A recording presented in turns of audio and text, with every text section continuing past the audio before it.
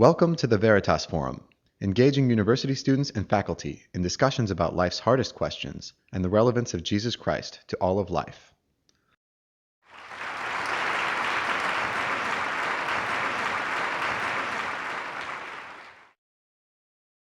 We live in a very pluralistic society, and if you weren't already aware of this before you came here, being a part of a Swarthmore education makes us increasingly aware of the complexity of ideas and knowledge that are out there and the limits of any one individual's perspective. At the same time, many, if not most of us, live according to deeply held beliefs and convictions of what's true. So we have to face questions of how to think about and how to relate to the convictions of people we disagree with. So our hope is that tonight we're going to hear from these two professors about their own beliefs and their reasons for them, how they arrived at those, and how they understand what it looks like to practice tolerance in the face of disagreement. And we didn't know this at the time that we planned this event, but I think with Rebecca Chop's email to the campus community last week, this is a particularly timely conversation. What does it look like to engage respectfully around deeply held beliefs where there may be disagreement? So let me tell you what's going to happen tonight. Our two panelists, who I'll introduce in a moment, have each been asked to take 10 minutes to answer all the deeply important questions about what you think. They've been asked to address what do you think is the most fundamentally true about the nature of the world and humanity, and why? Do you believe that your beliefs are true for all people, or are you a relativist? And what does genuine tolerance look like? Now, after they've given us the complete answers to all of these questions in 10 minutes or less, after each of them has a minute to get started on these huge questions, more seriously, then each of them will have about 5 minutes to respond to something they hear from the other, because in all seriousness, we're sure that neither of them will completely answer all these questions in 10 minutes. They'll have to leave some threads unpursued, and so they'll have a chance to follow up a little bit. But our most important goal is to engage all of you in this conversation as well. And so Carolyn and the other student organizers have been collecting responses to these same questions from the campus community over the past week. And we've distilled out a set of 3 follow-up questions that we'll hear from them on. And all this will take, somewhere between 45 minutes and an hour, depending on how efficient they are. But then we want to hear from you, to hear your questions for one or both of our panelists. And so then at the time, we'll have microphones at the front of the aisles, and we'll invite you to step up, stand in line, and pose a question to either or both of the panelists. So, and then we'll wrap up after about an hour and a half, but there will be food and drinks still at the back, and you'll be welcome to continue on informally talking with one another or with our panelists. You're welcome to come down to the front and chat with them and bring your plate of snacks and drink, whatever. And if somebody brings snacks for our panelists, that would be especially welcome. So anyway, that's what we're going to do. And so now let me introduce to you our two panelists. Professor Hans Oberdiek has been here at Swarthmore in the philosophy department for 49 years, after having been trained at the University of Wisconsin. His primary work is in the area of political and moral philosophy. He's also written in the area of technology and philosophy. And particularly pertinent to tonight's conversation, he's written a book on tolerance, among other books. Professor David Skeel from the University of Pennsylvania School of Law, trained at the University of Virginia School of Law, and he's taught at Penn in their law school for the last 15 years. And his primary scholarly interest is in 2 areas, in the area of corporate law, particularly involving financial distress, and also in the relationship between Christian beliefs and law. And No coin was flipped, but David was designated the starter. So let him get us going. Thanks so much. We knew I was going to lose the coin flip, so we just skipped it. So thanks to Catherine and to the organizers for putting this together and for inviting me to come here. I'm really looking forward to the conversation, and I think these kinds of conversations are incredibly important. So I hope there will be many more of them here and elsewhere. I'm mindful that many of you have read Jonathan Haidt's book, The Righteous Mind, as part of your ongoing conversations here at Swarthmore. One of the principal themes of the book is Haidt's argument that our moral intuitions are like an elephant, and our reason is like the little rider on top trying to control those intuitions. Haidt concludes that our intuitions do most of the work. They make the real decisions, and that our reason is the, quote, inner lawyer justifying those decisions that our intuitions are actually making. Now, I'm not certain of this. I didn't hear him speak last week, but I don't think he was meaning to compliment lawyers when he speaks of our inner lawyer. So I should perhaps start by confessing up front that as a legal scholar, I have both an inner lawyer and an outer lawyer. So I guess that makes me doubly suspect, but I will do my best to keep the lawyers at bay for the most part. Although I will say Hans also does some legal philosophy, so you should watch out for him too. It's a privilege to be talking with Hans for many reasons, not least of which is, as Catherine noted, that he quite literally wrote the book on toleration. So I'm really looking forward to our conversation. The first of the three issues that we agreed to address in our opening 10 minutes had to do with our beliefs and epistemology, personal epistemology. The place I'd like to start is by pointing out an obvious fact, and a fact that is noted in the brochures for this evening. The more we know about ourselves and about the world, the more complicated we realize it to be. The Obama administration's new project to study the human brain, for instance, is a tribute both to how much our knowledge has increased over the past century, but also to the mind-boggling complexity of the human mind. Now, for those who have not read the Bible or considered Christianity, Christianity may seem ill-equipped to explain this complexity. But I believe that precisely the opposite is true. Life as we experience it is full of puzzles and paradoxes. Why do we have brains that are capable of debating highly sophisticated ideas about the world, doing the kinds of things we'll be doing tonight? Why does suffering seem wrong rather than simply an inevitable feature of the world? Why do we experience beauty as a glimpse of the way the world was intended to be? And why are we susceptible to the belief we can create a system of justice that will give us a truly just social order, despite the fact that systems of justice have repeatedly failed throughout human history? Evolutionary theory, in its purely materialist forms, gives us good answers to many questions, but in my view, it doesn't yet have good explanations for any of the puzzles that I've just described. Current evolutionary theory tends to suggest that our consciousness was an evolutionary accident, and that our experience of beauty and suffering is mistaken. But it would be extremely odd, at the very least, if these features that cut so close to the heart of what makes us human were accidents and mistakes. Christianity teaches that the puzzles are not accidents at all. Those of us who are Christians, as I am, believe that God created the universe, that he created it good, but that it's been corrupted, and that we are made in God's image.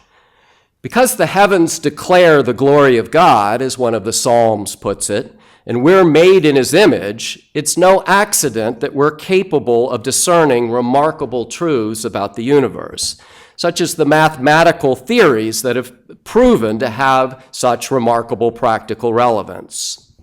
Christians believe that the beauty we experience is real, and that suffering is indeed wrong. It's unintended, whether it's the awful suffering we've all seen in Boston over the last 24 hours, the suffering of cancer and other diseases, or suffering caused by natural disasters. Not only is there corruption in the world, there also is corruption in the hearts of each one of us. As a Christian, I believe that the solution to both is the same. God sent his own Son to die on our behalf if only we will turn to him. God wants to make us part of his story for redeeming the world. I first became persuaded of the Christian explanation of the world when I was about the same age as many of you, maybe a tad younger. I read the Bible for the first time after my sophomore year in college, mostly because I was tired of not understanding the biblical references in stories and novels. And I found that it explained the universe better than anything I'd ever read or heard. I started out reading literature, but I quickly became convinced I was reading truth. This leads me to the second of the three issues we were asked to reply to, and I'm interpreting this issue a little bit differently than Catherine just explained it, so I'll pick up with a different explanation as we go on. I interpreted this meaning, the second question about relativism and the conviction of truth, to be the question whether we can speak meaningfully about truth or whether truth is entirely relative. As I've already suggested, I believe that there is a moral structure to the universe and that this structure is a reflection of God. But this doesn't mean that it's simple and that we always have immediate access to truth. One of the most intriguing and compelling attributes of Christianity, in my view, is that Christians believe that truth is embodied in a person, Jesus Christ, and that the redemption he offers is part of a larger story that includes the creation, the corruption of that creation, and its ultimate redemption. Truth is a narrative, not just a set of propositions. Because we, unlike Jesus, are finite, our understanding of truth will inevitably be affected by our perspective. I don't believe that any one of us can be truly objective in the sense of completely detaching themselves from any perspective. In philosophical terms, this makes me skeptical both of strongly essentialist and of strongly deconstructionist perspectives on truth. Now, I assume that everybody here knows what those words mean. If not, we can all ask Hans in the Q&A period, because he can certainly define them better than I can. The last topic is tolerance. The first problem with tolerance, it seems to me, is that it tends to mean very different things to different people. If I say I'm willing to tolerate you, tolerance sounds grudging and unattractive. But if I tell you that I'm working hard to cultivate the virtue of tolerance, you may respond very differently. In my view, the second form of tolerance, the virtue of tolerance, is the tolerance we should aspire to. If you and I are tolerant in this sense, I'm not indifferent to your beliefs, nor am I expected to uncritically affirm them. You may believe that Jesus never even existed, while I'm going to insist that he did and that he was resurrected from the dead. Or you may believe that all religions are the same, while I'm going to insist that they aren't. We may have different views of sexual morality or politics, but I'll use the tools of persuasion, not coercion or manipulation, and I will expect you to do the same. It's no accident, in my view, that the first thing that disappears in a repressive society is nearly always robust public debate, and the first thing that goes tends to be the free media. On this view of toleration, I cannot suppress your views, nor can you suppress mine, unless those views directly threaten the civic order in a serious way. And hopefully in the discussion, we can talk a little bit about the role that law does and doesn't, should and shouldn't play in thinking about these issues. One of the most interesting things about American society is that the power dynamics are very different in different domains. I suspect that in your community here at Swarthmore, as in my community at Penn, Sexual minorities are empowered and political conservatives are not. But if you drive an hour or so out the Pennsylvania Turnpike, you'll find that precisely the opposite is likely to be true. In my view, this could contribute to tolerance in the long run, even if that's not the case in the short run, since it makes it likely that each of us at one time or another will be forced out of our comfort zone. Christians have not always been role models for true toleration, of course. It's not altogether an accident that the words Puritan and puritanical, in reference in particular to the Christian settlers of New England, have very negative connotations for us today, and that tolerance is not the first word that comes to mind when we think of the Holy Roman Empire in medieval Europe. But I believe that Christianity has unparalleled resources for, in the words of some of the brochures for tonight, living as a respectful person in a diverse world with conflicting views. As I've already said, Christianity teaches that each one of us is made in the image of God. If I truly believe this is true, it should be possible for me to recognize you as a being of equal worth, as the theologian and political theorist Gene Elshtain puts it, even if I believe your beliefs or commitments are misguided or even offensive. For me, at least, this is the model of tolerance we should aspire to, both as individuals and in our communities. Thanks. Thank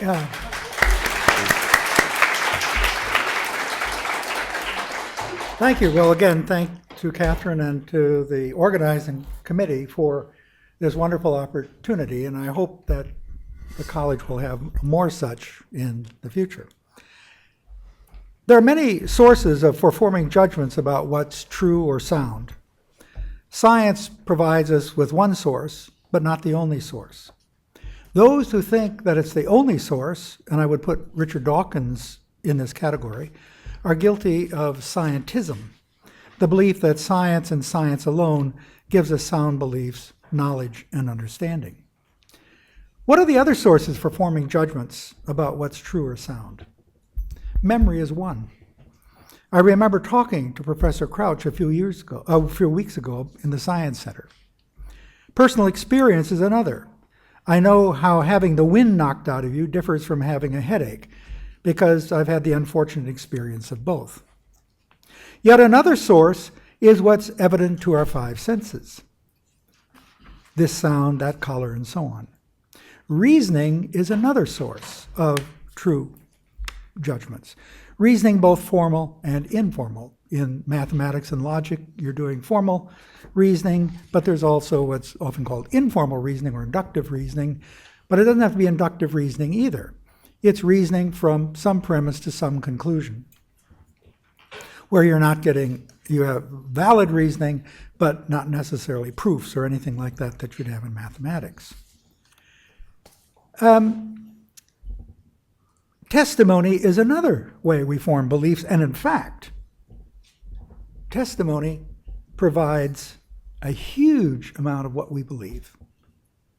Almost everything I know about science, actually, is based on testimony. That is, I'll ask Professor Crouch what's something about black holes, and she tells me, and then I have a sound belief about black holes. Now, if she and another physicist disagree, then I'm in the soup and I have to ask some other people. But it would be utterly absurd for someone to say, well, what you really need to do, is to study physics and get a PhD in physics, and then you'll be able to participate. Almost everything I know about history is based on testimony, right? Now, there's one other source, and this is an odd source. It's something that Wittgenstein points out. We have beliefs that he takes to be properly basic. They're not based on any of the other sources. Here are some examples. People sleep. Humans die.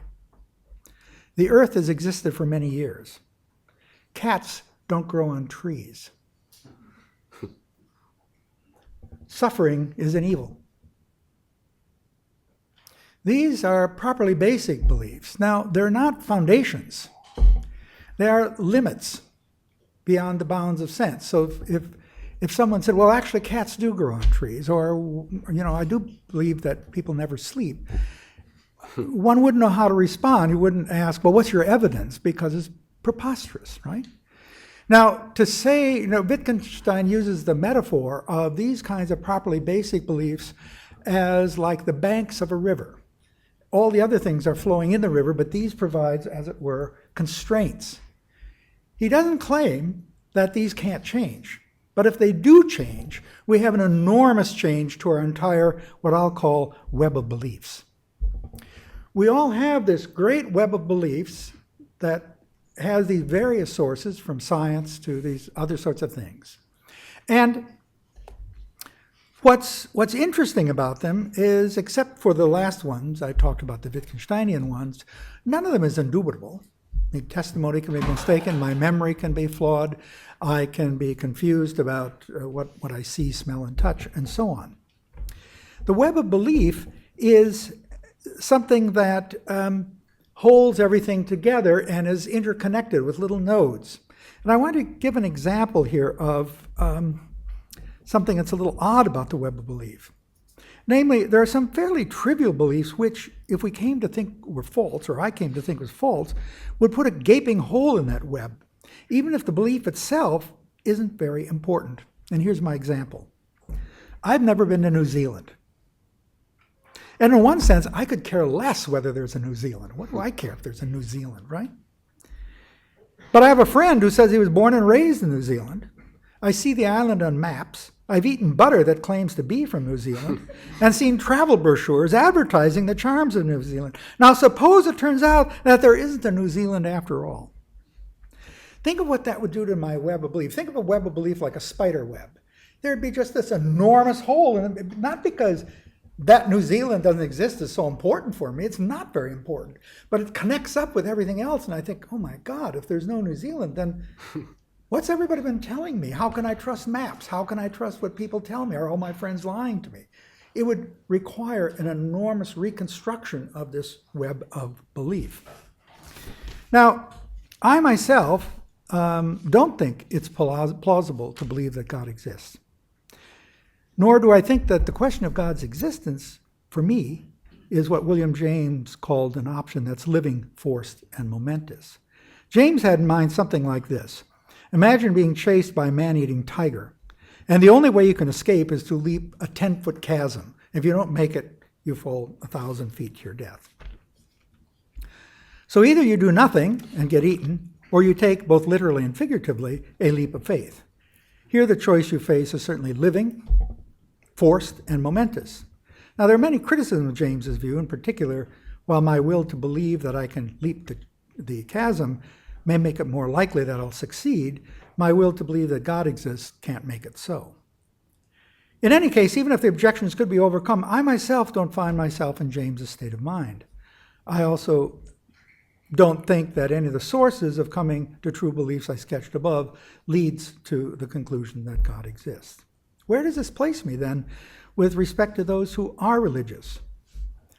Unlike the new atheists, Dawkins, Hitchens, Sam Harris, Dan Dennett, for example, I have great respect for most religions and their various sects and most religious practices as a deep source of energy, sense of purpose, support, moral motivation, aesthetic inspiration, and much else.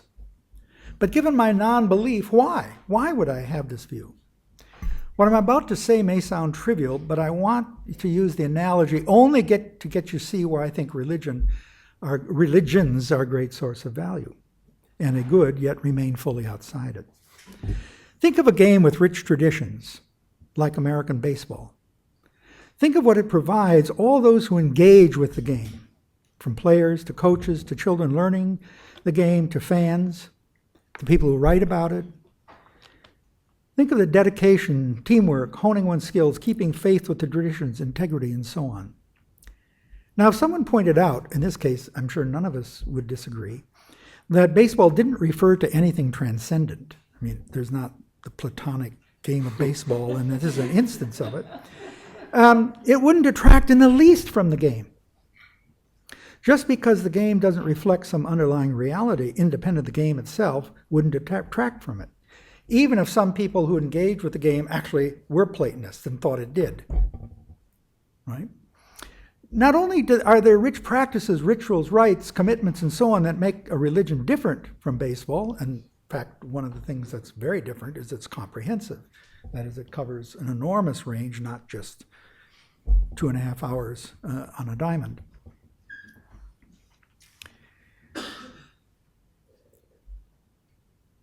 But I don't think, just because it's earthbound, that you should try to give it serving as some social function, as Jonathan Haidt tries to do. Jonathan Haidt thinks, well, what's the purpose of religion? Well, it's obviously to keep free riders in check, because he's a scientist. He has a scientific view. He's trying to give an explanation of why there's religion. And his explanation is completely external.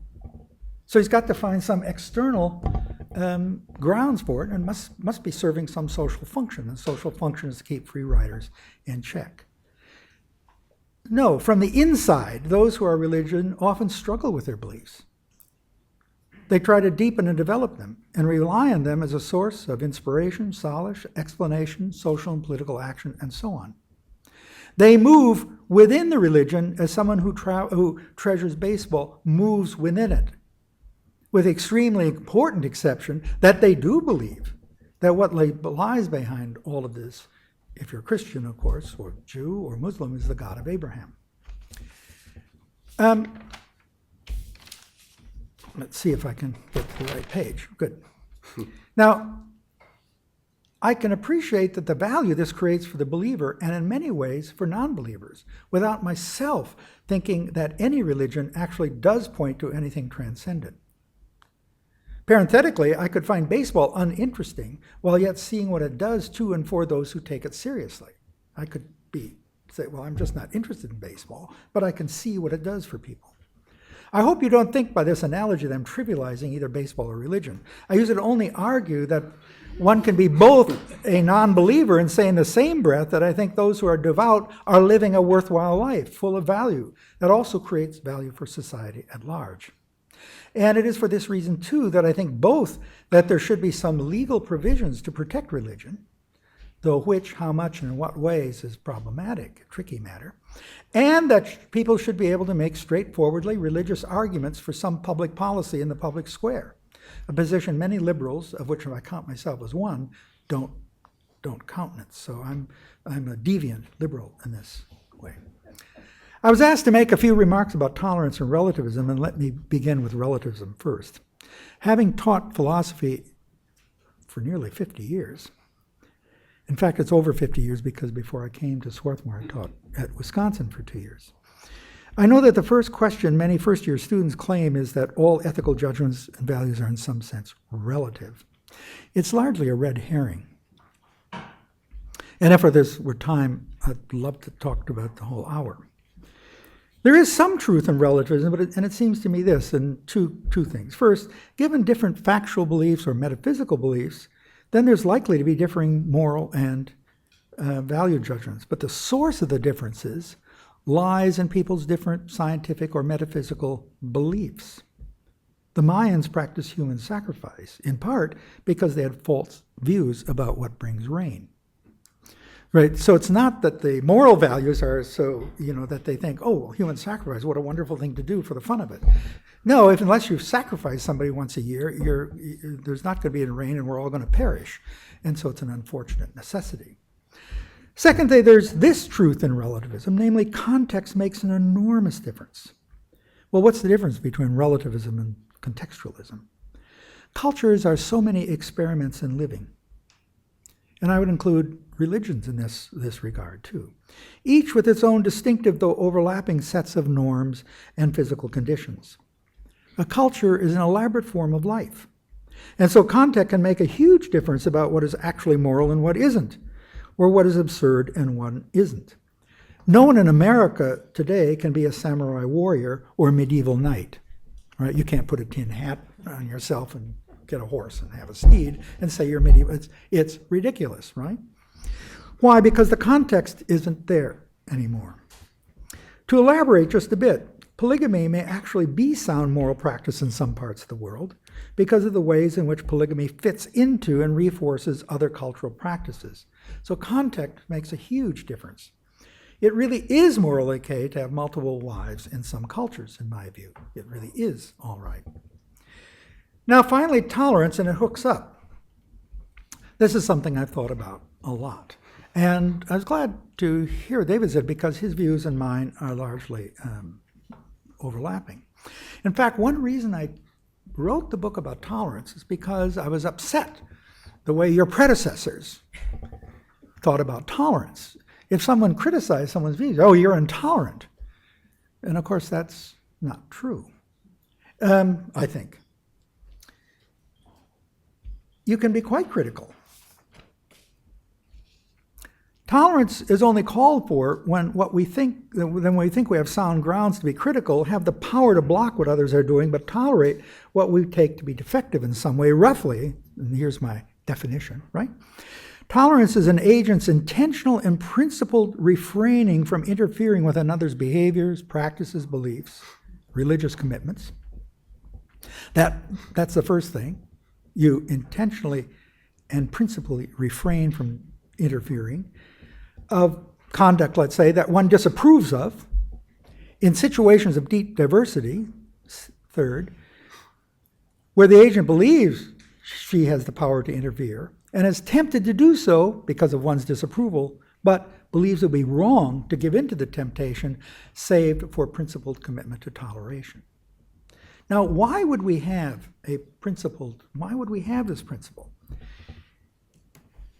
I subtitled my book, Tolerance Between Forbearance and Acceptance. It occupies a kind of no man's land between intolerance on look, intolerance is the dog and tolerance is the tail. That is, first you have to decide whether something is intolerable. And if something's intolerable, you shouldn't tolerate it, right? But there are other things that are a mere forbearance. In fact, there was a wonderful New Yorker cartoon of a man wearing a sandwich board marching down the street saying, "Put up with thy neighbor." I mean, sort of in New York, that's all you could hope for. Well, that's, okay. Now, why would you put up with your neighbor? Why would you? Well, the reason might be, and here's my answer, there could be indifference, it could be, can't we just get along? On my view, it's a liberal perfectionist view, not a neutral view. Namely, we are all part authors of our own lives. And as part authors of our own lives, and as a liberal, I want to give people the leeway to explore things that I don't altogether approve of, right?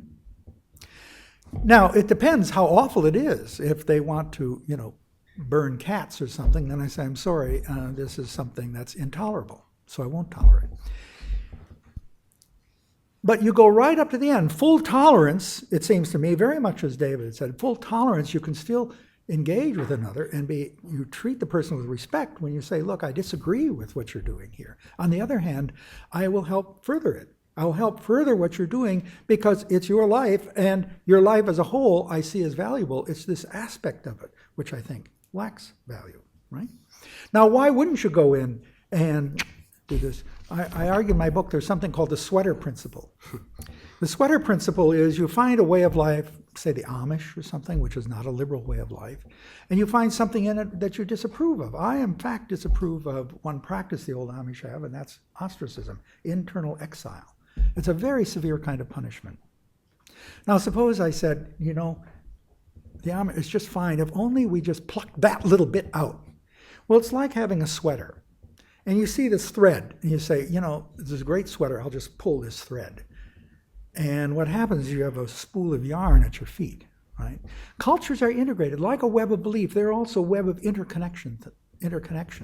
And so you have to be very careful about whether something is so bad, which I don't think the Amish practice is that bad, that it's intolerable, right?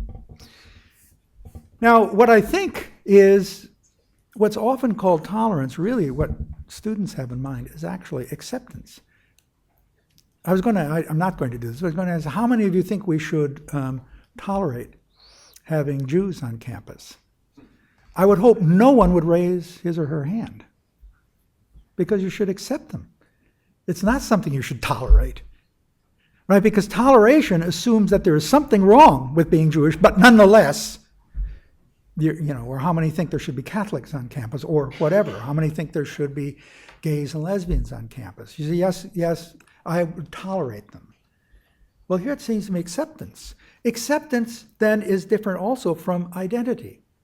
That is, identifying. If you're gay, you identify with being gay. If you're Protestant Christian, you identify with that. But you accept that there are non-Protestant Christians, you accept that there are other religions, there's Buddhists and so on, and presumably one accepts that. I accept all of those, right? So that's where I stand on tolerance. And I also want to say that I think David is absolutely right, that there's a subtle difference between toleration as a regime and tolerance as a virtue. And what's interesting about virtues is that they're all difficult. Courage is difficult, generosity is difficult. If they weren't difficult, they wouldn't particularly be virtues. If things come easily, you don't bother to, it's not a virtue to be self-interested. That comes very easy to us, right? Well, why is this virtue? Why is it a virtue? Is because we have a temptation when there are things we disapprove of to react to them in a negative way and to oppress them, right? And if we all inculcate the virtue of tolerance, then we can have a tolerant society for things we do disapprove of. Now, a tolerant society is like a market economy in the following way.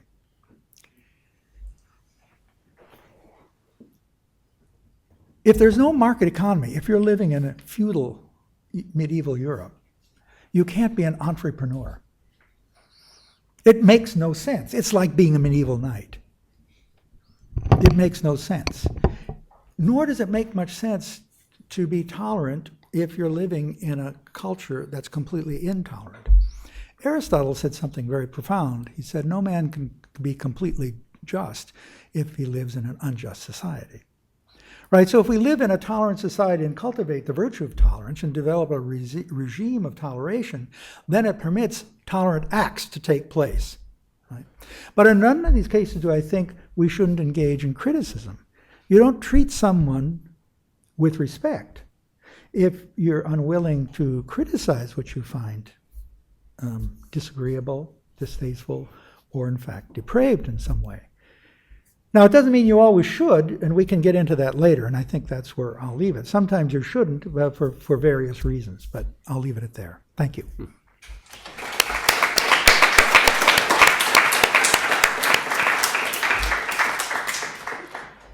Should I? Did you want to go ahead and respond to it? Sure. So I think we agree almost completely on toleration and tolerance. There may be some points of disagreement, and there were some things you were saying about acceptance that that sounded broader than my conception of what tolerance calls us to accept. But when you went on to say that toleration has to work together with willingness and ability to disagree, to respect another person, but at the same time to disagree with the things, the positions they hold that you find objectionable. I completely agree with you. Two things that I'll just push back on a little bit, which I think are in here. Hans put them in here so I could push back, I assume, at least in part.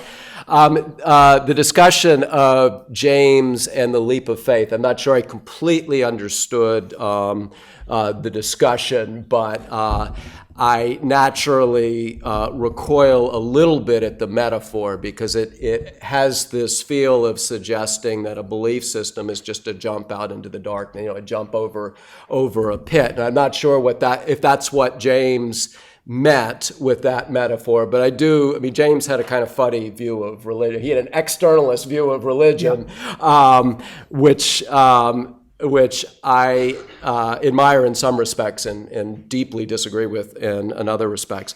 But the point I'd like to make about the the leap of faith metaphor is it's really important to keep in mind that each of us holds a set of beliefs, and the set of beliefs is based on evidence, and the best evidence for the conclusion we've reached. So Hans's belief that there is no God is based on his weighing of the evidence and all the factors that would weigh in favor of or against the existence of God. I'm quite confident. My belief that God does exist and that Christ was resurrected from the dead is also based on evidence. It's not just a leap of faith. It is a conclusion that I've reached, both intellectually and emotionally, based on various forms of evidence. So that would be one point I'd want to make. The other is that I like Hans's account of religion considerably more than I like Jonathan Haidt's account of religion. But it still seems to me to assume that people who hold religious beliefs are at some level deluded. That they may be valuable, but at some level these beliefs are deluded, because almost all religions, most religions, have truth claims associated with them. And I believe that the truth claims ultimately are either true or not true.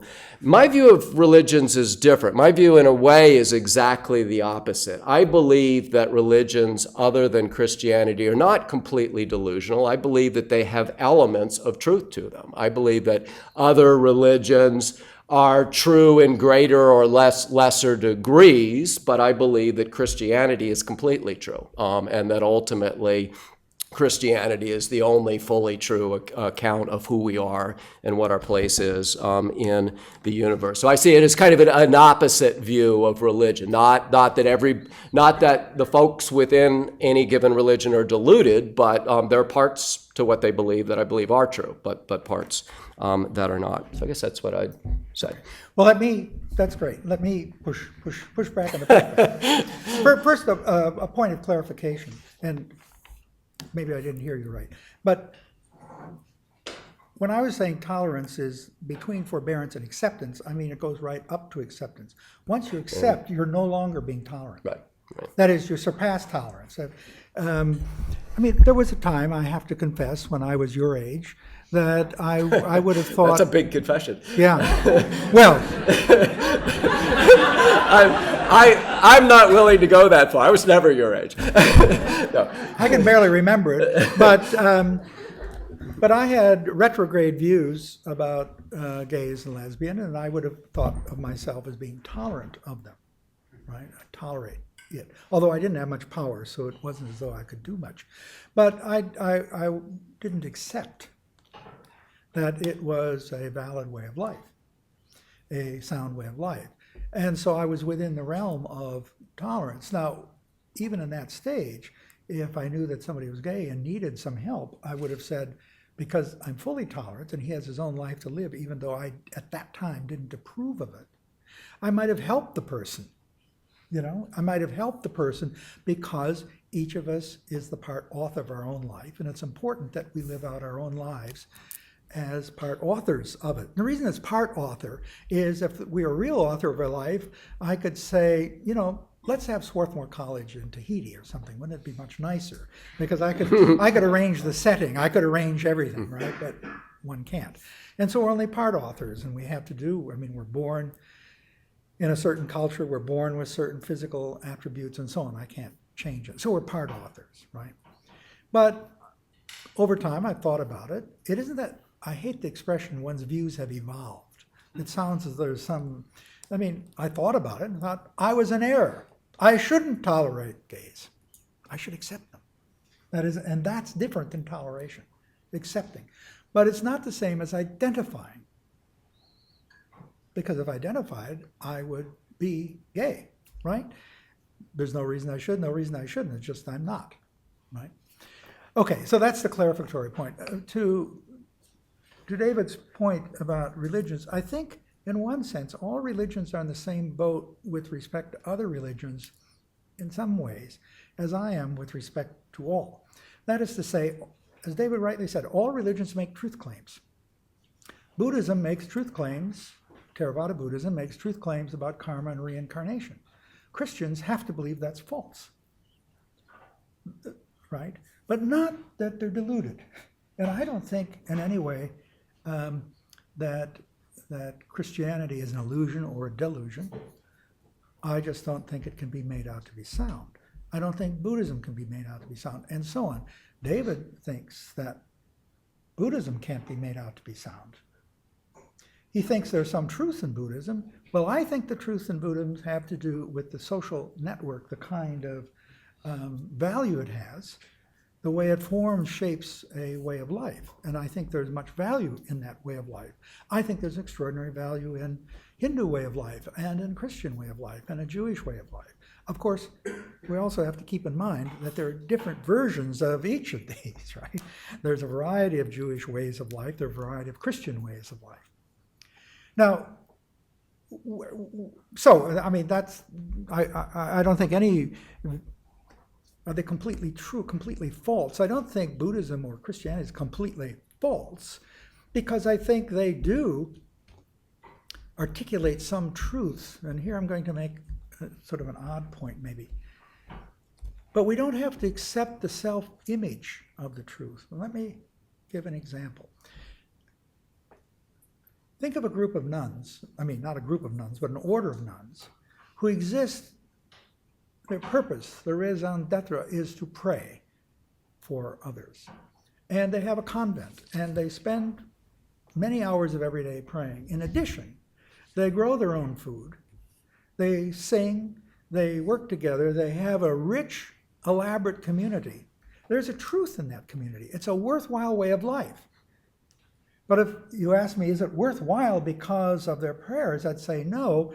I think it's not a delusion or illusion, but I don't have to accept their self-image any more than I have to accept the self-image of the state as having complete authority, right? So I can accept that what they're doing has great value without accepting their truth claims, but not thinking their truth claims are an illusion or a delusion, but I do think they're mistaken, and that's different.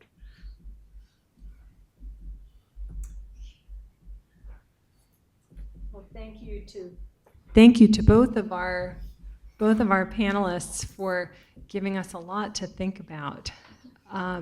Let me pose one of the three questions that was gathered from the various feedback that students gave during the week, and then let both of our panelists respond to it, and then I think after that we'll open up the floor. So here's the question. Suppose you disagree with another person about a deeply held belief. Is it ever appropriate to try to persuade that other person to change? And if so, how can this be done respectfully, and under what circumstances is it appropriate? Can I start? So my answer to that question is whether it is ever appropriate to persuade people to change, to try to persuade people to change their views is, as won't surprise you from what I've said, absolutely, I believe that it is. And in fact, I believe that if we don't engage in that kind of conversation, we're really not honoring one another. That at some level, we're not taking each other seriously if we don't engage the most deeply held beliefs that the other person has. I think it's very important in this context, as I've already said, to distinguish between or distinguish among persuasion, manipulation, and coercion. And some people would say you can't distinguish among those. It's impossible to have a non-coercive interaction. I don't agree with that, and I do agree that those are important distinctions to try to maintain. It's appropriate to try to persuade somebody. It's not appropriate to manipulate them, to trick them, or to coerce them. The other thing I want to say is that when we're talking about individuals and our individual interactions, I believe that that persuasion is more or less or differently appropriate depending on a variety of factors, such as the context, the kind of relationship we have. If I'm talking to one of you, I'm probably not going to try to persuade you out of your beliefs and into my beliefs when we first meet each other. And I feel like I have more standing to challenge people that I've developed a relationship with, and vice versa, than people I have no relationship with. And so I think it's very important to be mindful of context and where the other people are and how well you know them. But as a bottom line answer, as I said, I believe that if we're not trying to persuade people, we're not really fully honoring one another as people who are equals. I wish I had something to add. I agree really completely, and just to elaborate, but there's nothing I disagree with at all. One does have to be very sensitive about context, because one has to be sensitive of one's power with respect to another person. You might be unaware of how powerful you are with respect to someone else, and so you have to think, wait a minute, this person is in a vulnerable position, and even though I don't think I'm manipulating or coercing, I may well be. But I think it's absolutely correct. We're not taking one another seriously if we don't engage with them. Otherwise, you're just being patronizing. Like, poor thing, you've got these erroneous, poor David, he's got these Christian beliefs. I should let him go on because, well, that's not respecting him, right? It's not respecting someone not to engage with them. But it is also true that you have to know the context. That was actually quite quick. as compared to how we handle the other part of the introduction. Right. So maybe I will ask the second question, because I think it's also a very important one related to this. Is it possible to set aside personal beliefs for the sake of arriving at group and community decisions or policies? And what does it look like to do that with integrity? What does it look like to work together with people of very different beliefs to come to some kind of agreement when that's needed? I guess it's my turn. Yeah, that's a dirty trick, because this is a harder question. We'll go to the A team for this one first. One should never set one's convictions aside for some other thing. But what you have to figure out whenever, and as you go out into the surreal world, you'll find this to be true. You'll find yourself in positions of authority. You'll find yourself as a chair of a department, and you'll have some view about the way things should be done, but the college has sorted these things out, and they have a different view, and so the policy is different than the one you would have had you been making the decision. Now, what ought you to do? Well, if the policy were so awful, then you should be, as it were, civilly disobedient or some other thing. On the other hand, you might say, no, this is a just decision we've reached, and I'm capable of carrying out the policy in good conscience, because part of my convictions are that one should work collectively to come to such decisions. But it is a real problem. David will know these cases, this very poignant cases of the Fugitive Slave Act. The federal government passed a law saying that you had to return slaves that escaped from the South back to their rightful owners, right? And judges in the North, all of whom, in these cases, all of whom were utterly opposed to slavery. And judges took three different strategies in dealing with this. Some simply resigned, said, I can't in good conscience return a human being, treating him as chattel, returning him to his owner. So I resign. I can't judge under these circumstances. Others took the line as, well, like the department chair kind of thing. There was a democratic vote. It came out this way, and I'm going to enforce the law. I myself think that was a moral mistake, but that is a position. They have to decide how awful this is, right? And third thing some judges did was to say, I'm going to try to subvert the law. So, well, let's see. Do you have all the papers? I don't think you filed them on time. I mean, all kinds of things. So maybe 1 in 10 slaves was sent back, and so they threw, in other words, throwing a monkey wrench into the works. But this is a very serious moral issue that everyone faces when you're in an institution. But I don't think you should ever put your convictions aside. You should see how your convictions fit in with other convictions that you also have, namely the convictions to work collectively together.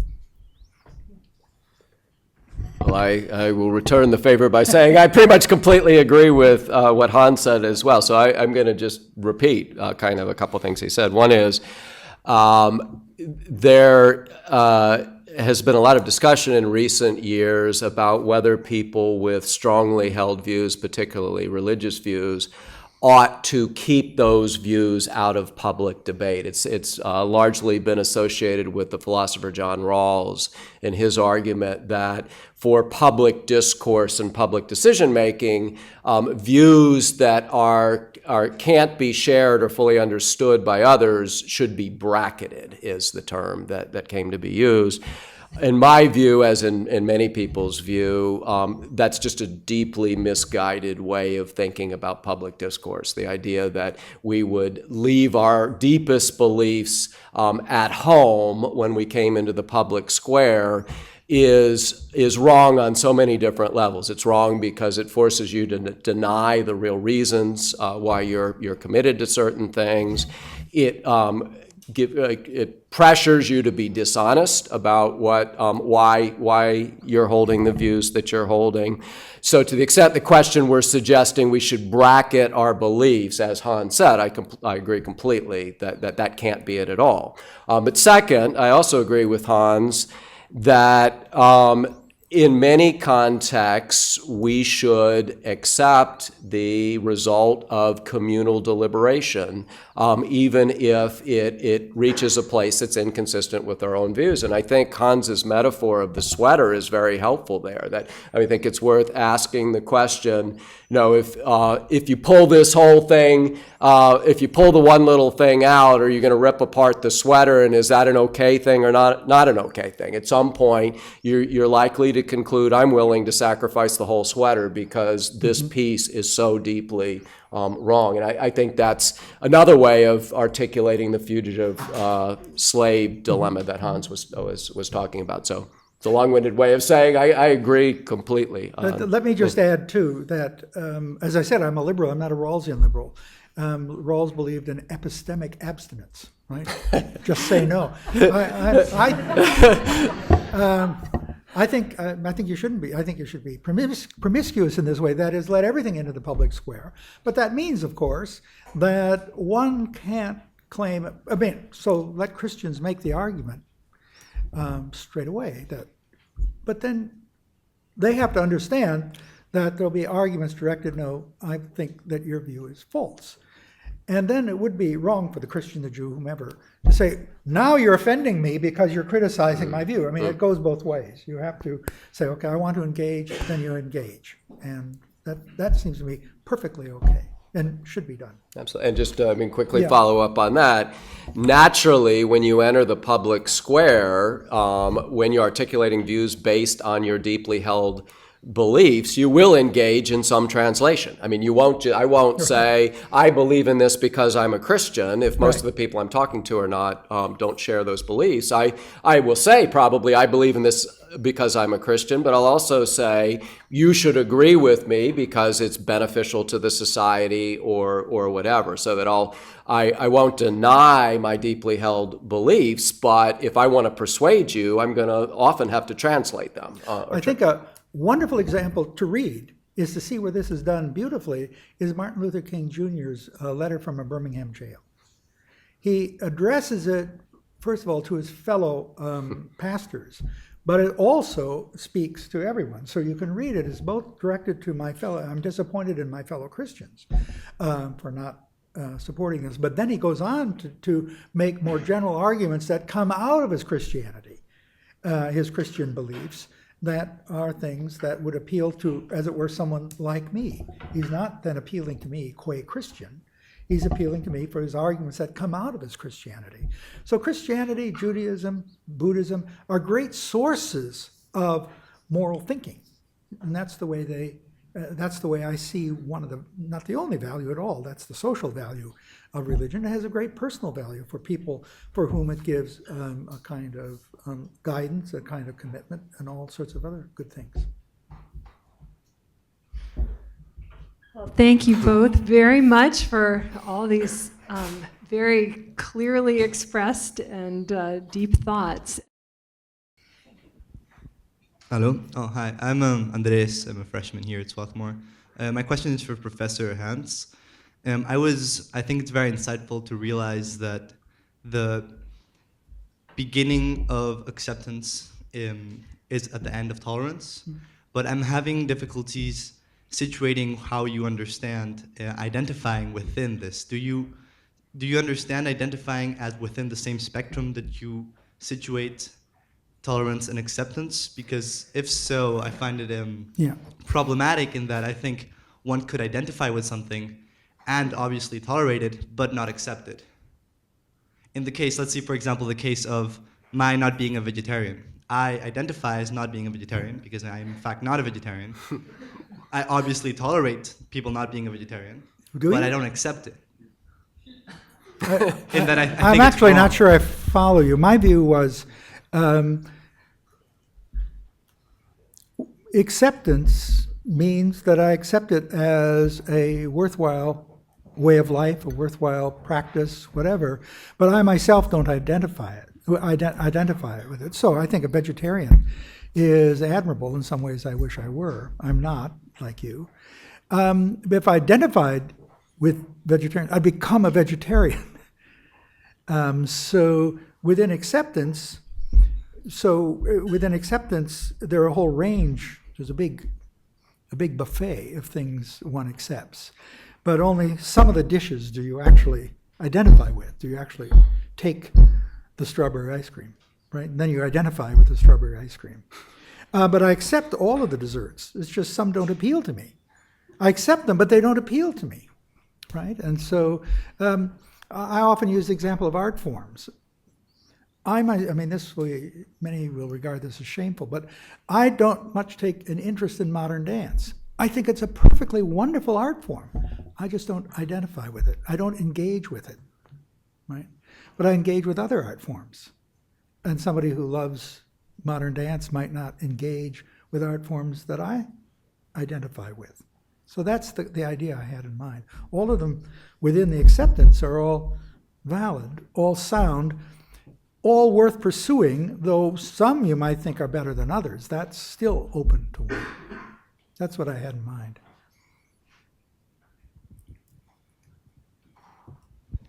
Hi, I'm Chris. I'm a senior. This question can be for either or both of you. You seem to be to a large extent in agreement on this kind of question. We're in agreement with everything except the deepest issue, right? Yeah. Other than the fact that he thinks there's a God and I don't, we agree on everything. Everything else is trivial. Little footnote. Hans is deluded, but, but I do love him. So this is actually rather relevant because I'm interested in how we, as both people who have beliefs but also participate in political discourse or other sorts of conversation with those of other belief systems, can balance those two facts. How on the one hand our motivations, or perhaps our real motivations for political action, are religious or somehow otherwise not shared, with the fact that we live in or I believe at least we should live in a secular state in which those justifications which we hold ourselves cannot be, and should not be the justifications that we use for the enactment of the policies. How do you balance that? David, you want to? Thanks a lot. I was going to suggest the same. I mean, I might ask for more clarification of what you mean by should not be the basis for policies. But I guess let me give a partial answer, and you can come back. One is, I think that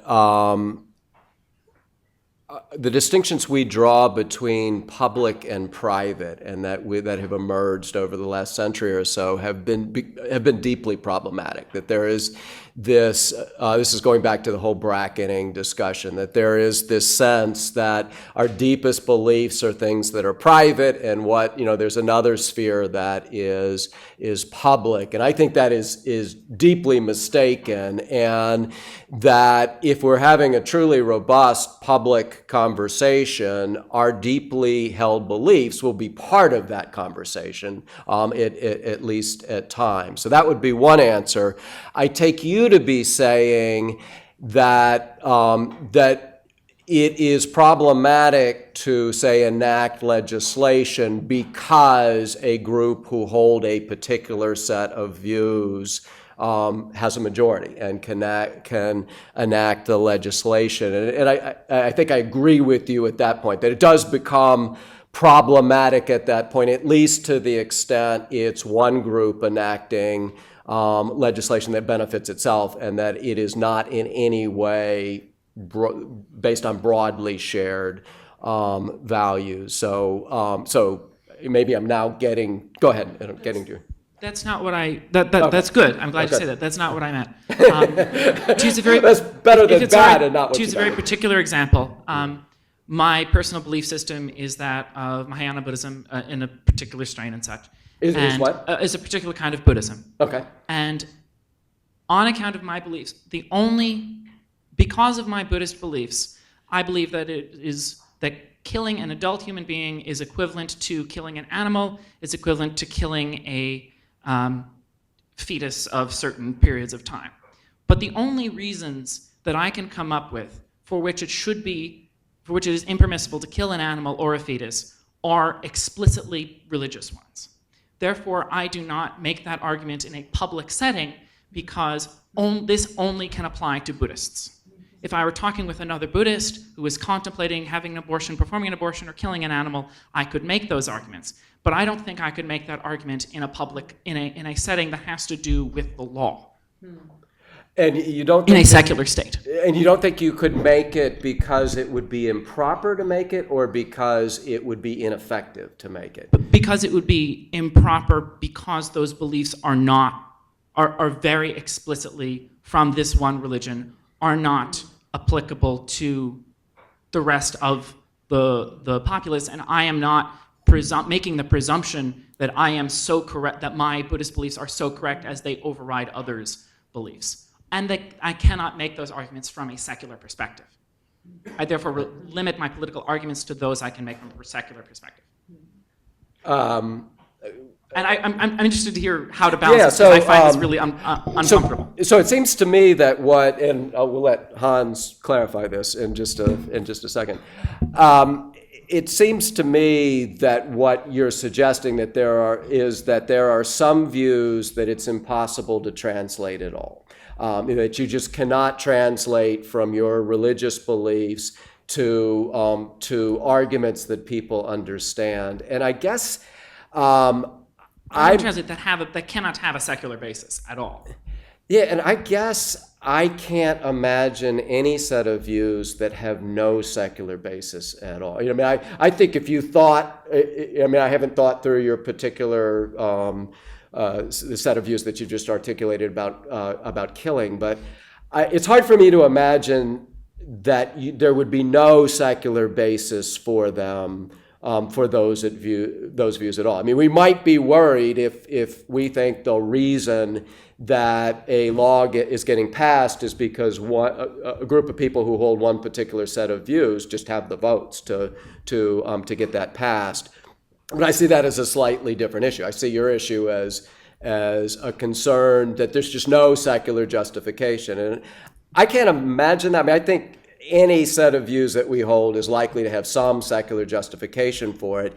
It may be that those secular justifications are weak, and that as a result, at least in a pluralist society, they're not likely to be successful in garnering majority consent. But there is another issue of suppose that Buddhist could control, that there were a majority of Buddhists in this country, and they were passing legislation that benefited only Buddhists and nobody else agreed with. I do think that would be problematic. And one of the beauties, one of the difficulties, but also the beauties of our constitutional structure is we do have a built-in mechanism for dealing with majoritarian problems. That's the point at which the court can come in and protect those who are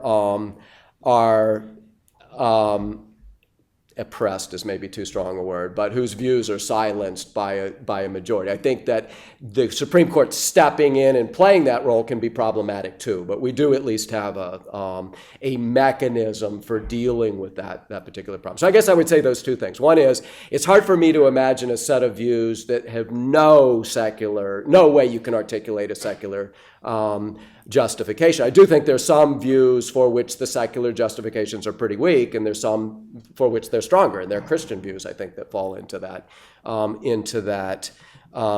category. And then the second is, what do we do with majoritarian dominance by one particular perspective? And that's really hard. The best shot we have at it, I think, is this counter-majoritarian mechanism we have.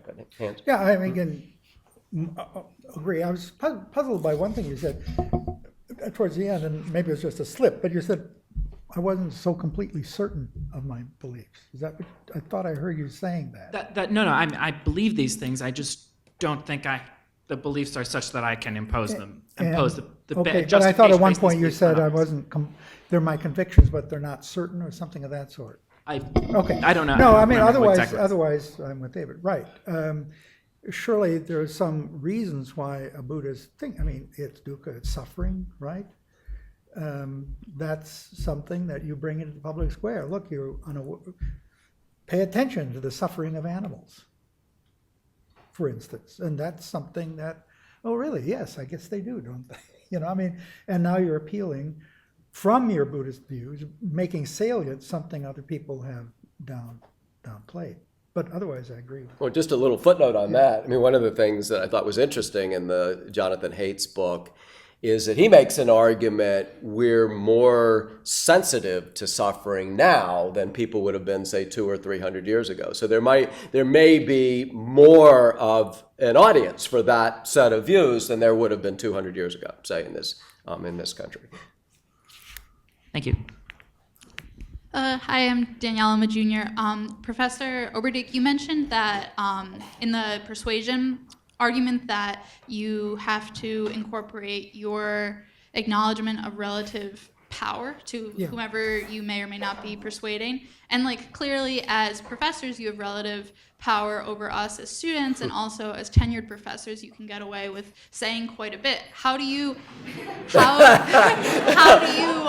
you don't know the half of it. How do you reconcile your own personal faith and political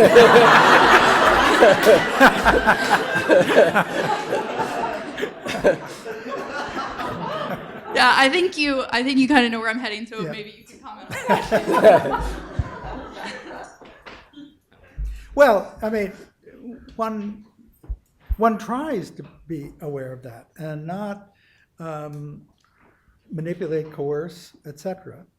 And I try very hard. I mean, I appreciate essays and papers that don't agree with me, right?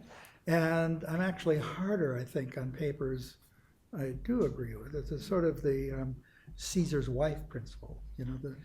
Caesar said not only must his wife be above questioning, but she must appear to be above questioning, right? And so the Caesar's spouse. So I look at things that agree with my general view and say, wait a minute, I'm really going to have to concentrate on this because I'm inclined to agree. And it's a danger. It's a danger, and one should be aware of the danger. There's a wonderful story about Harry Truman, actually. He was giving a talk while he was president, and some smart alecky kid got up and raised a question, and apparently Truman just devastating reply to him. And the next day, he called him up and apologized. He said, I'm the president of the United States. I have all this power. You're piddly little student, And I use this power to destroy you, and that was wrong. And I think professors have to be aware of that danger. Just a couple of quick things on it. One is, similarly to Hans, I tend not to articulate my personal views in classes. I mean, I don't have a problem with people taking a strong viewpoint in class. Some of my colleagues do. I would have a problem if it appeared that they were rewarding students who agreed with the viewpoint and punishing those that don't. And I too tend to favor papers and paper classes that disagree with me and people who are willing to disagree. I had a student a few years ago write a paper, and his premise for the paper is, I know you've written X, Skeel, so I thought I would write a paper about not X. And he did an excellent job with it. The other thing I would say is, I worry a lot as a publicly identified Christian in my environment that I will be seen to be favoring my Christian students. And so I work really hard to try not to favor Christian students, to try not to disfavor people who have views that are different from mine. But I think that's a real issue. And I do think the Caesar's wife point is important. I don't think that's trivial at all. I think it's not just do we avoid favoring people who agree with us, but do we avoid the appearance of favoring people? And it's very tricky. This is probably something I would guess is true with Catherine. In our law school, we're about at least 2/3 men to 1/3 women. It's probably more. It's probably 3/4 to 1/4. My women colleagues are besieged by women in particular who are looking for a mentor because they feel still in the legal world a little bit outside. And I know that's a really difficult balancing act because you want to be a mentor to those people, but you also don't want to be seen as just favoring that particular group of students. And you can name your type of professor, Black or Hispanic or whatever. Lots of people face these kinds of issues, I think, and they're very important issues. I think one of the jobs in seminars, I see this more, but also in classes, and it's a very difficult thing. Fortunately, it's gotten better, but it would be that a woman would make an argument and it would just be passed over in silence. Then 5 minutes later, a man would make the same argument. People, oh, that's interesting, and you say, well, wait a minute, So sometimes I'll say, well, I think, Susie made a very good point here, and let's discuss that point. But it's very difficult you have to be more skilled than I am at it. It's something that's always present. Hi, I'm Emma. I'm a freshman. I'm wondering if you could maybe talk a little bit about reconciling ideas that neither person is able to explain to the other. So when you're at an impasse in discussing views, is it possible to reach a place where each person can see the opposite view as completely true for the other person? And then is that then the purest form of tolerance or acceptance, to be able to say, what you believe to be true is not what I believe to be true, but it is as true for you as my truth is for me? Speaking for myself, I would say I wouldn't take that line. I would say, you clearly believe this is, suppose we're in this situation. So you clearly believe this is true. I think you're mistaken. And you, of course, return the compliment more than likely, and you think I'm mistaken. Now here what we do, if we're really engaging with one another, is to say, well, are there bits here where we can explore and see if there are ways in which, where we do agree on, and almost always there are. It's really unusual to find no connections. There's, think of concentric circles here, and I may the middle of my circle may be here and the middle of your circle may be here, but the concentric circles going around are almost certainly going to overlap. So maybe we can agree about this. And then secondly, what we do is retreat to, as it were, a metaposition. And I say, look, I'm not agreeing with you, but I think I'm standing back, and I'm not going to be, I believe your views are mistaken, but I think it's important that we get along on other sorts of things. So let's put these, as much as we can, off to the side. Now, sometimes we can't, because there may be some political issue about what to do, actually, and it may be then that it's going to come down in a democracy on voting, provided you aren't silenced, or I'm not silenced. That's the way I think about it. Yeah, I almost completely agree. Maybe completely agree with that as well. I'd just say a couple more things, and that is, one is, I think it's really important to the extent we can to get as deeply into our respective views as we can. So, so the biggest mistake is to pull back and not to understand if we have points of agreement, where we don't agree on whatever the issue is or set of issues. So that's one thing I would say. Another thing I would say is, I think a really helpful way, particularly in this kind of environment or in a classroom environment, to try to engage in that is to change positions. For someone, let me give an example. A friend of mine often says that the best exam that he ever took when he was in college was an exam where they had a bunch of hot button issues, and the students were asked to state their views,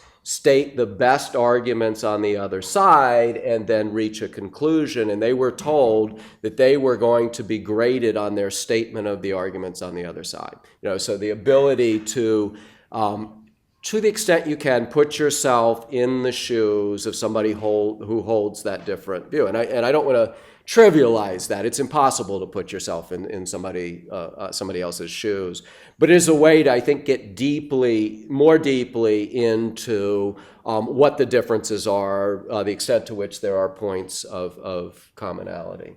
Yeah, I think this is pretty common in philosophy departments, is to give an assignment of just that sort. Say, which is the strongest argument that, say, Aquinas gives for the existence of God? What's the strongest argument? And then what's the strongest counter for it? Now, I want you to defend whichever side you think is the better one. I want you to defend the other side. And that forces the person to dig down deeply. And sometimes, I can remember I taught a course at the University of Florida decades ago, and it was about abortion. I mean, that was one of the issues we discussed. It was on contemporary moral issues. And I had 15 students in the class. And it turned out that every single student, initially there were a couple of students who didn't know what they thought. There were 6 students who were pro-life and 6 students who were pro-choice. And at the end of the semester, there was the same ratio. But they had completely changed sides. This was quite amazing. But they took seriously the arguments on the other side, and they thought, that's a better argument. And one thing when you teach philosophy or study philosophy, there's so many philosophical views. Any philosopher says, well, I'm absolutely confident this is the right view. You tend not to take them too seriously, because we know in our trade that there are so many different views that have very smart people who have articulated them. And you try to engage with them. It deepens your own understanding of where you stand. So. Last question, more. Oh, okay. So 2 more questions, but both feel free to slip out, as many people have done so, and to collect some snacks from the back on the way. So, and for those of you who do have to leave, we thank you very much for being here. So, next to last question. Oh.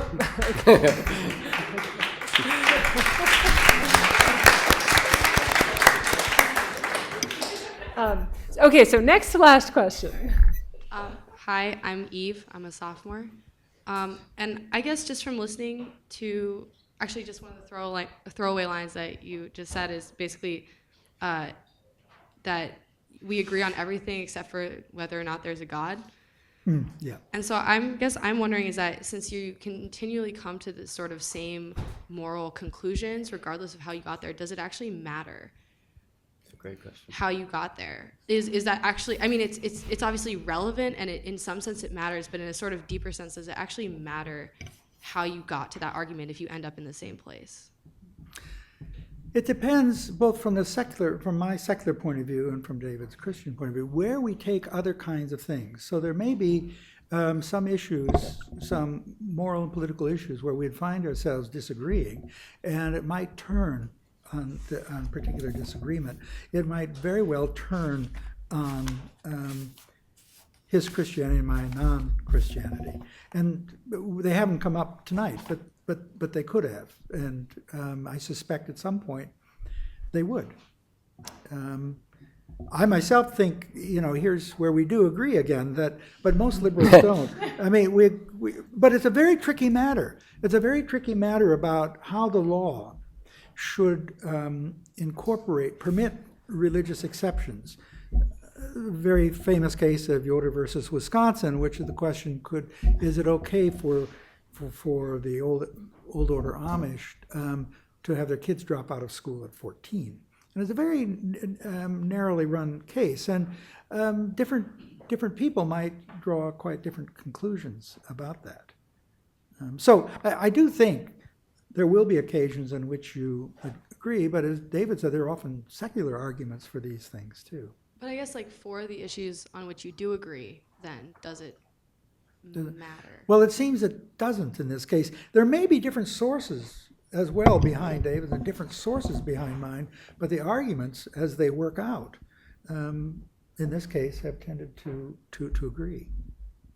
I agree with that, but then I'm going to disagree. So I'm going to say, I mean, I do mostly agree with that, but I also think that the reasons really matter a lot. And it may be that even in areas where there's a broad overlap in our views, if we're coming to those views from different places, there'll be areas where they're not an overlap. Let me give you an example of that. Human rights and human dignity, a big issue now. Question, what is it that gives human beings dignity? Why should we respect their human rights? My answer to that question as a Christian is each of you and I have dignity because each of us is made in the image of God and we're loved by God. One of the standard secular explanations of human rights bases human dignity on agency, our ability to make plans for our lives and to conceptualize how we fit in the universe. That has really different implications for human rights. I mean, there are lots of human rights that we'll agree on, but you'll find someone like Peter Singer who will say that humans who are not capable of making decisions about their own life do not have the same quality as humans who don't. And so that's a very important example, in my view, of a place where we may have a broad overlap in what we believe. And we may believe that we should be doing more about addressing starvation in Africa, but there also will be areas where we will not agree because our vision of why we're respecting human rights, why humans have dignity is fundamentally different. Okay, but then there was a last question over this way. Is that right? Somebody? Yeah. Hi, my name is John. I'm a freshman, and to be honest, overall, I think I felt that the talk was a bit frustrating. Oh. I'm guessing philosophy is always frustrating. You should try law instead.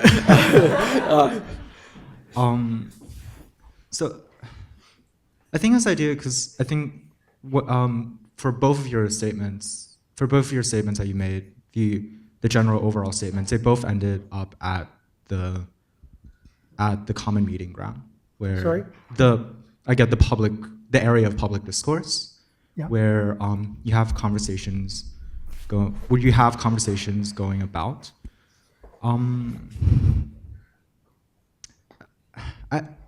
I kind of have an issue with the idea of public discourse in having like power, and having the idea of public discourse to having like, well, in the short term, I think that it does have power, but in the long term, I think it has no power. So, sorry, I'm being very vague.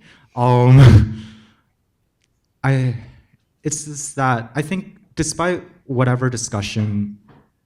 any type of discussion, like there is, like, as this forum is called Veritas, there is some type of truth that in my own beliefs, I feel like none of us can fully comprehend, whether that truth is in this direction or that direction, and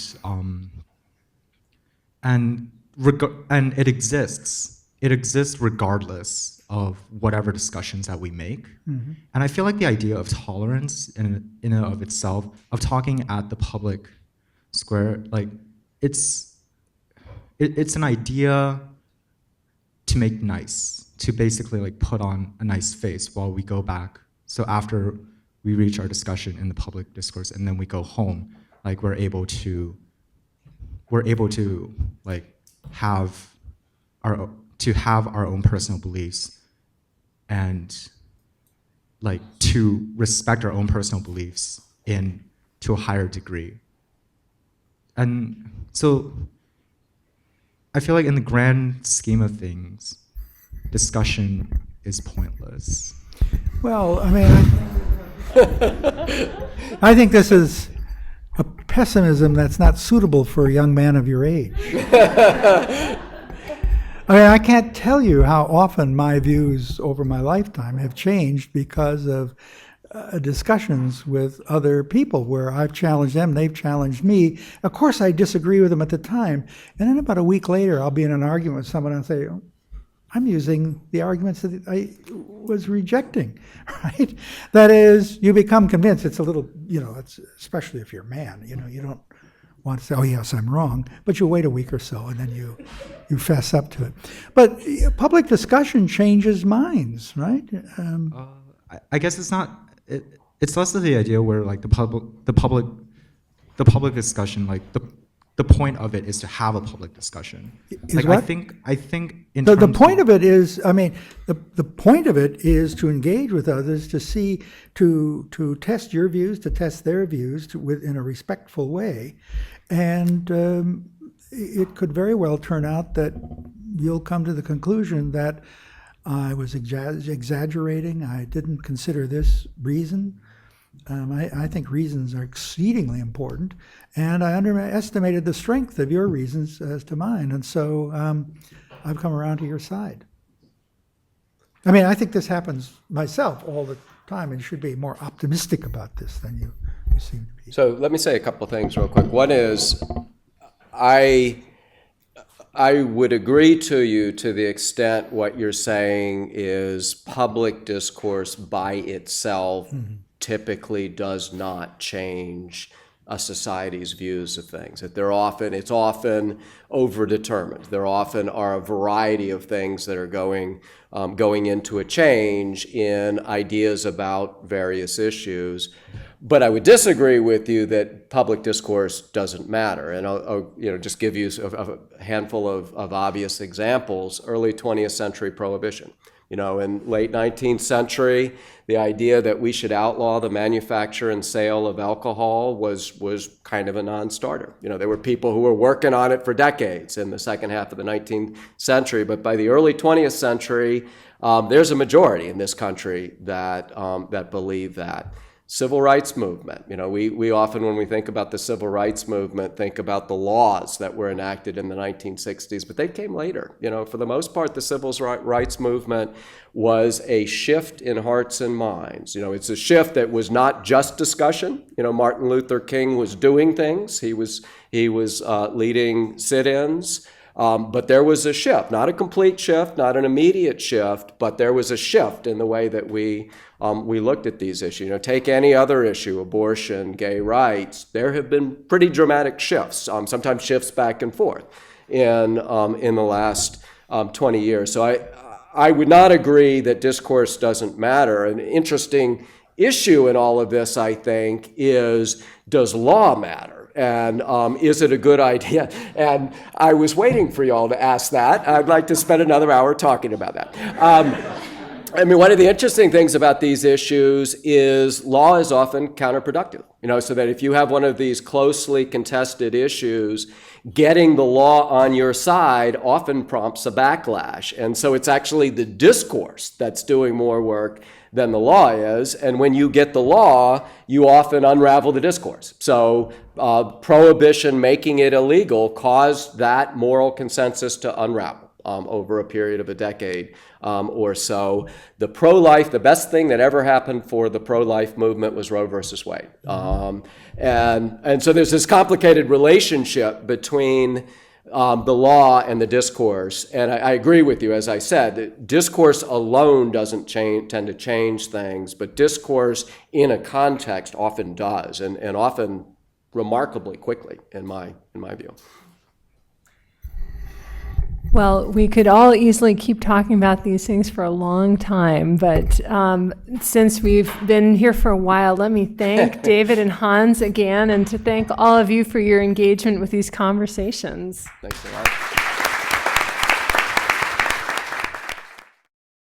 For more information about the Veritas Forum, including additional recordings and a calendar of upcoming events, please visit our website at veritas.org.